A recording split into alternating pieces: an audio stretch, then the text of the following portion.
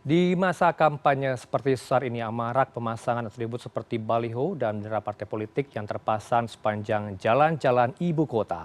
Seperti atribut partai yang dipasang sepanjang jalan flyover Kuningan Mampang, Prapatan, Jakarta Selatan yang telah memakan korban pengendara sepeda motor. Bergabung pada malam ini bersama kami ada Pak Nirwono Yoga, peneliti Pusat Studi Perkotaan. Selamat malam, Assalamualaikum Mas Nirwono. Waalaikumsalam warahmatullahi wabarakatuh. Ya, Selamat malam Mas Heranov. Ya, Apa kabar? sehat alhamdulillah, Bapak juga sehat. Sedianya kami Ya, juga alhamdulillah. mengundang dari pihak Satpol PP DKI, tapi belum bisa bergabung pada dialog malam ini. Tidak apa-apa, Pak Nirwono. Ya, Eh, siap. Komentar Anda terlebih dahulu, seperti apa respon sebagai peneliti tata kota melihat hal ini, fenomena ini Ya, yang cukup memprihatinkan? ya, betul. Berarti ada 3 poin yang menurut saya menjadi garis bawah ya. Hmm. Yang pertama, harusnya ini kesempatan bagi caleg maupun parpol ya untuk menunjukkan ketertiban ataupun kepatuhan terhadap aturan ya. Dengan pemasangan seperti sekarang sembarangan dan kemudian mengabaikan keselamatan umum terutama serta keindahan kota, ini kan menjadi catatan bahwa para caleg maupun parpol tadi itu tidak menjadi contoh yang bagus buat masyarakat. Sementara tujuan utamanya kan memperkenalkan diri, mencari simpati, ini justru akan menjadi kontraproduktif. Kedua, ini juga kita membutuhkan sekali ketegasan, ada dua belah pihak, terutama dari Bawaslu dan terutama adalah pemerintah daerah. Kenapa? Hampir semua yang dipasang itu kan merupakan aset pemerintah daerah. Entah itu di pagar, di pohon, di jalan, ini yang sebenarnya pemerintah daerah tidak bisa lepas tangan. Ya. Dengan keterbatasan tenaga Bawaslu, maka pemerintah daerah berhak untuk menertibkan juga, tentu didampingi oleh Bawaslu dan pihak berwajib nih Mas Heranov. Karena Ya, tujuan utamanya kan mencegah, ya, bukan bertindak setelah kejadian. baik. Ya. Dan ketiga, masyarakat juga diharapkan tetap dihimbau untuk dalam tanda petik tidak mencopot secara mandiri. Karena apa? Karena kita juga harus memikirkan pertimbangan mencegah terjadinya gesekan antar masyarakat dengan ormas misalnya. Jadi ini juga penting dan perlu diingat masyarakat juga punya sanksi sosial nanti, Mas, ya, pada saat pemilihan untuk tidak memilih caleg atau parpol yang abai keselamatan umum dan keindahan kota. Baik, mungkin ada pemirsa yang baru bergabung, belum Ya, menyimak apa yang dikatakan oleh ya, Bawaslu Pusat soal hal ini. Kita akan putarkan kembali. Mas Nirwono, apa hal ya. yang dilakukan oleh Bawaslu dalam waktu dekat? Kita simak pernyataannya berikut ini.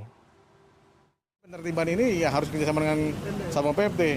Mau kalau kita sendiri juga kita tidak punya resources yang sebanyak itu. Ini dalam waktu dekat akan dilakukan. Iya, ya. Untuk sanksinya sendiri seperti apa Pak dan sejauh ini Diturunkan sudah ada sanksi?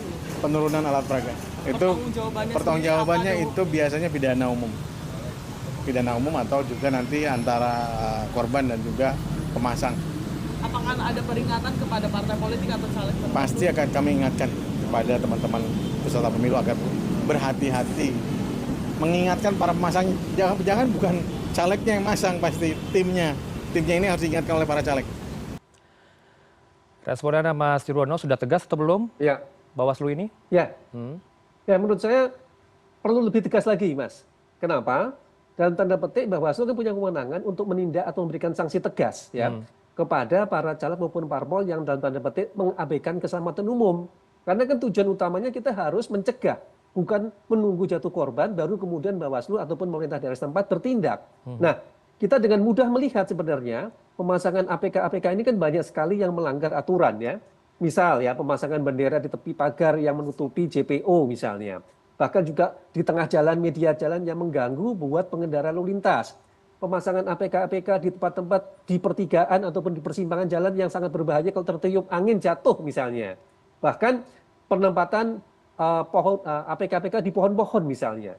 Ini kan contoh-contoh sederhana bagaimana caleg maupun parpol tadi mengabaikan keselamatan umum. Itu yang menurut saya menjadi catatan penting. Di samping tentu tadi merusak keindahan kota itu sendiri. Jadi sejatinya Bawaslu kalau tidak bertindak dengan tegas justru ini menunjukkan bahwa caleg maupun parpol tadi itu tidak ada sanksi yang cukup tegas dari pihak terkait tadi. Kira-kira Namun apa tadi yang saya membuat katakan, ya, ya, maaf saya potong.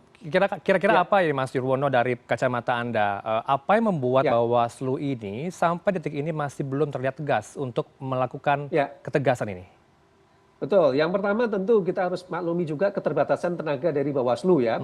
Kalau kita bicara soal pelanggaran di kota Jakarta saja ya dan sekitarnya tentu sangat terbatas kemampuan dari SDM dari Bawaslu DKI misalnya. Inilah kemudian yang dikatakan perlu kerjasama dengan pihak pemerintah daerah, dalam hal ini khususnya adalah Satpol PP yang tersebar di seluruh Pemda. Pemda kan pasti punya Satpol PP masing-masing. Jadi secara organik mereka sudah punya kesatuan yang mengurusi ketertiban umum. Satu itu. Kedua, Bawaslu juga dalam tanda petik harus ikut mempunyai tanggung jawab moral terutama, yaitu apa tadi? Kalau ada APK yang dinilai mengabaikan keselamatan umum, meskipun tadi tidak melanggar umpamanya ya terhadap pemasangan APK-nya, tetapi kalau itu dianggap membahayakan keselamatan umum, justru Bawaslu bisa memberikan tindakan tegas dengan mencopot tadi dengan pertimbangan terhadap keselamatan. Ketiga yang tidak kalah penting, Bawaslu harus menunjukkan ketegasannya untuk berkoordinasi ya dengan pihak terkait, dengan Pemda ya. Kemudian juga tentu didampingi oleh caleg maupun parpol terkait. Supaya apa? Supaya dalam penertiban tadi tidak terjadi gesekan di masyarakat. Baik, kalau dari pengamatan Anda selama ini, kita tahu bahwa suara anak muda ini sangat diperhitungkan bagi para kandidat ya. Tapi kalau dengan melihat kampanye semacam ini, kampanye konvensional yang memasang atribut begitu banyak sehingga membahayakan keselamatan dari para pengendara, apakah masih bisa efektif untuk melakukan kampanye seperti ini, Mas Nirwono, melihat suara pemuda yang sangat tergantung dari Pilpres nanti?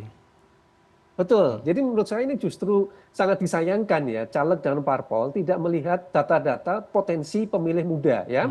Kurang lebih dari 56% pemilih muda ini kan sebenarnya potensial untuk digait suaranya ya. Kemudian jangan lupa lebih dari 80-90% anak-anak muda generasi milenial dan Gen Z ini mendapatkan informasi itu justru dari media sosial. Ini kan sebenarnya peluang bagi caleg maupun parpol mengoptimalkan teknologi digital, bagaimana berkampanye dengan cara kekinian, ya, lebih ramah lingkungan, kemudian mendapatkan simpati anak muda. Sementara kalau kita lihat sekarang, kita pantau dengan APK-APK seperti sekarang, justru yang muncul kontraproduktif, Mas Renov, bukannya simpati, malah antipati, kan? Karena tadi tidak menunjukkan kepekaan terhadap keselamatan umum, tidak peduli terhadap keindahan kota, justru menjadi contoh tidak tertib terhadap aturan, bagaimana mungkin menimbulkan simpati untuk memilih mereka, kalau justru yang ditonjolkan terhadap masyarakat hal-hal yang bertentangan dengan yang diinginkan masyarakat. Itu yang tadi saya katakan, masyarakat punya hak pilih untuk tidak memilih caleg maupun parpol yang justru mengabaikan keselamatan umum dan keindahan kota tadi, Mas Renov. Ini kan juga ramai ya di media sosial, ada netizen yang memposting membedakan, membandingkan dengan Jepang. Mereka ini melakukan kampanye yang cukup rapi, tidak memasang baliho begitu besar. Apakah kita harus belajar dari negara luar agar tertib dalam melakukan kampanye konvensional ini? Betul, maksud saya itu tadi, KPU, Bawaslu, dan juga pemerintah pusat ya, ke depan harus berani melakukan transformasi cara berkampanye ya. Cara-cara APK seperti sekarang harusnya sudah ketinggalan zaman, ditinggalkan. Banyak contoh ya, tadi selain Jepang juga di Korea, di Singapura, di Australia misalnya. Bagaimana mereka mengoptimalkan penggunaan cara berkampanye yang kekinian ya. Kalau kita bicara ini kan bisa dikatakan hampir tidak ada perubahan signifikan, Mas Renov, cara kita berkampanye ya. Sementara perubahan zaman dengan penggunaan teknologi digital justru seolah-olah diabaikan dalam hal berkampanye kita. Ini yang harusnya menjadi catatan bagi caleg maupun parpol itu sendiri, karena yang tadi sama sekali tidak diuntungkan ya, baik bagi caleg maupun parpol dengan cara berkampanye sekarang seperti ini. Boleh dikata misalnya Mas Haryono, berapa banyak sih orang yang mau berhenti membaca si caleg itu dipasang balihonya ataupun APK-APK di pinggir jalan gitu kan.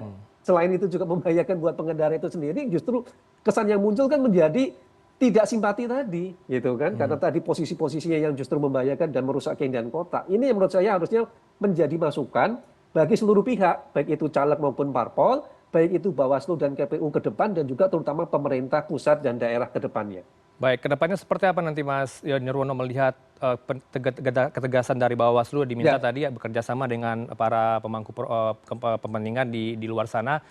Sementara kita masih menunggu penertiban ini, masih banyak yang semeraut. Apa yang harus dilakukan secara cepat dan konkret? Ya, ada 3. 1, Bawaslu didampingi dengan pemerintah daerah setempat ya, tentu didampingi juga dengan pihak berwajib, hal ini bisa TNI Polri, beserta juga dengan perwakilan caleg parpol, untuk bersama-sama menertibkan seluruh APK yang terutama dianggap membahayakan keselamatan umum ya, seperti di tepi jalan itu sudah bisa ditawar ya, 1 itu, sehingga mereka juga menunjukkan keseriusannya. Kedua, dalam hal ini tentu masyarakat bisa juga melihat lokasi-lokasi mana saja yang tidak terpantau terutama oleh Bawaslu dan juga pemerintah daerah yang dianggap membahayakan untuk segera diusulkan untuk ditertibkan.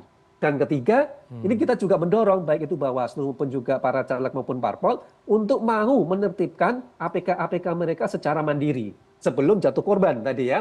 Dan ini juga merupakan kesempatan untuk menunjukkan apa simpati mereka terhadap keselamatan umum dan juga keindahan kota. Bahwa mereka bisa loh tertib, mereka bisa loh tetap memasang APK dengan rapi dan indah, kota tetap terjaga. Jadi ini juga kesempatan bagi mereka untuk mencari simpati kembali kepada masyarakat. Mumpung masih ada waktu nih Mas Heranov kan? Baik. Kita harapkan semoga ini disimak ya, dicermati, ditonton oleh mereka yang berkepentingan. Semoga membenahi hal-hal ini, tidak ada korban-korban berikutnya.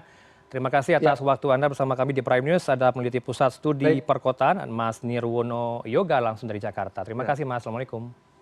Ya, terima kasih. Waalaikumsalam warahmatullahi wabarakatuh.